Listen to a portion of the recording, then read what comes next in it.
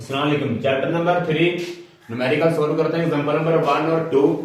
तो हमारे पास पेयरिंग में बताया गया कि आपने दो चैप्टर्स के न्यूमेरिकल करने हैं। तो हमारे पास तीन चैप्टर होते हैं 1, 3 और 8 जो आपने न्यूमेरिकल के तौर पर करने होते हैं। तो पेयरिंग में हमारे पास दो चैप्टर्स जो लिए हैं वो है 3 और 8। 3 और 8 चैप्टर लिए गए हैं, दो चैप्टर ये वाले। इन दो चैप्टर्स की हमारे पास एक्सरसाइज होगी और एग्जांपल्स होगी। एक्सरसाइज और एग्जांपल्स दोनों हैंडल करने हैं आपने। तो एक्सरसाइज में से कितने परसेंटेज कितने फीसद पेपर आएगा न्यूमेरिकल में से, और एग्जांपल में से कितने फीसद पेपर बनेगा। ठीक है, एक्सरसाइज में से हमारे पास जो न्यूमेरिकल आएंगे वो आएंगे 10%, 10%। ऐसे एग्जांपल में से आएंगे 90%, 90%। ठीक है, तो आप चैप्टर नंबर 3 और 8 की एग्जांपल्स को अच्छी तरह हैंडल कर लें। तो एग्जांपल नंबर 1 है a gas having a volume of 10 decimetre cube. याद रहे यहां पर आपके पास क्यूब आ जाए वो मेरे पास वॉल्यूम होगा। तो आप गिवन डाटा में लिखेंगे, गिवन डाटा जो आपके पास गिवन है, गिवन डाटा मेरे पास दिया गया है वॉल्यूम आपके पास 10 डेसीमीटर क्यूब है। V is equal to 10 decimetre cube. ऐसे is enclosed in a vessel at 0 degree, और उसको एक कंटेनर के अंदर बंद किया गया जो उसका टेम्परेचर मेरे पास आ रहा है वो है 0 डिग्री सेंटीग्रेड। तो T इज इक्वल टू लिखेंगे 0 डिग्री सेंटीग्रेड। तो हमारे पास उसका टेम्परेचर आ रहा है 0 degree and the pressure is 2.5, और उसका जो प्रेशर है वो मेरे पास आ रहा है 2.5 atm। 2.5 atm उसका प्रेशर आ रहा है। ठीक है, ऐसे this gas is allowed to spend until new pressure. उस गैस को यूज करने के बाद हमारे पास जो न्यू प्रेशर बनेगा वो हमारे पास आ रहा है 2। वो हमारे पास प्रेशर कितना आ रहा है 2। इसको आप P1 कह लें, इसको आप P2 कह लें। ठीक है, तो P2 हमारे पास इज इक्वल टू आ रहा है 2। Atmosphere what will be the new volume. तो आपने न्यू वॉल्यूम बताना, जो आपने प्रेशर 2 लिया है उस पर नया वॉल्यूम क्या बनेगा ऑफ दिस गैस। इस गैस का अगर टेम्परेचर आपके पास 273 केल्विन आ जाए, टेम्परेचर हमारे पास 273 केल्विन, इसको आप T1 कह लें, इस टेम्परेचर को T2 कह लें।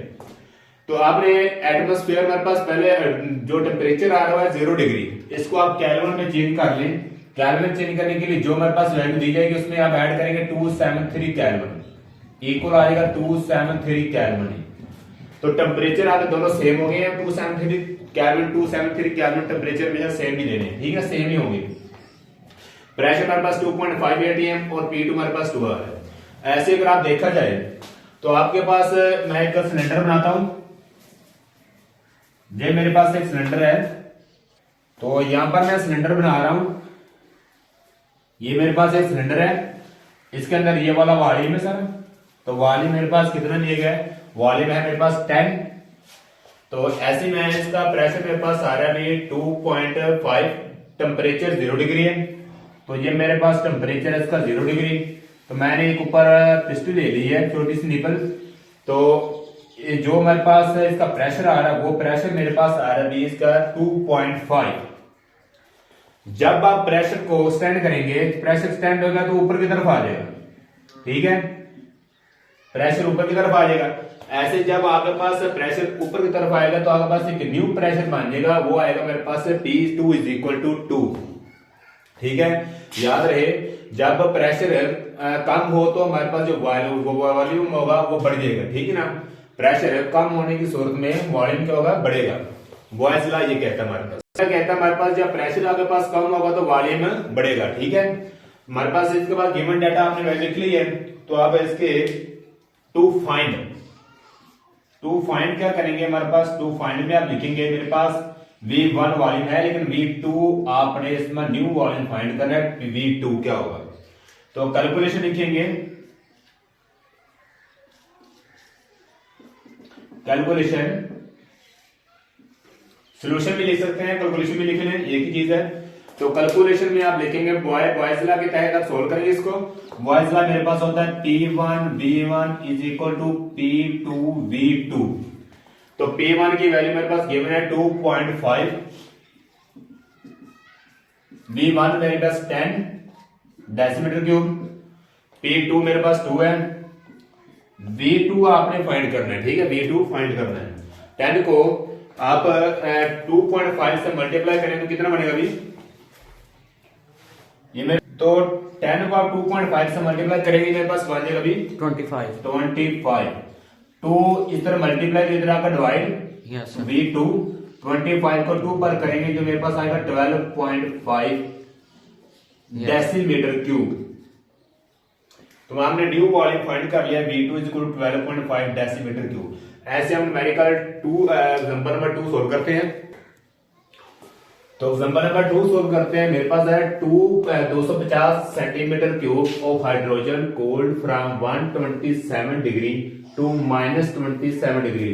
तो आपने एक मेरे पास हाइड्रोजन गैस है 250 सेंटीमीटर क्यूब गैस है, आपने उसको ठंडा किया है 127 डिग्री से लेकर -27 डिग्री तक, मतलब 127 से लेकर -27 डिग्री तक। तो आप गिवन डाटा में लिखेंगे गिवन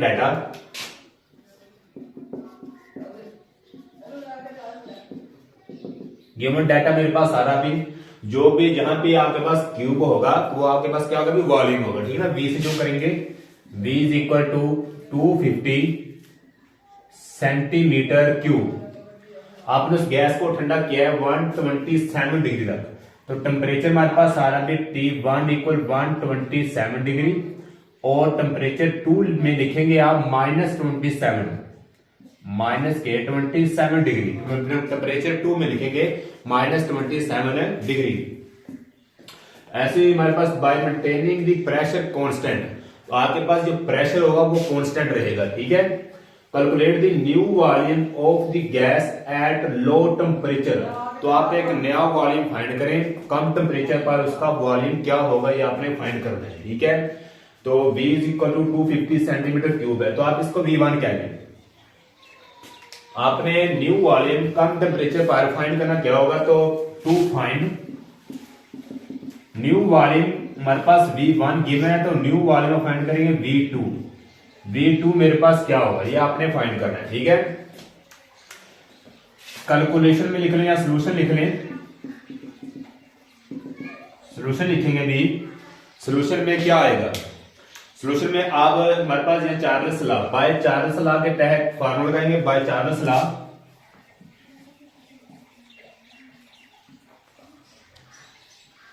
बाय चार्ल्स लॉ हमारे पास होता है V1 over T1 equal V2 over T2। V1 और T1 is equal to V2 over T2।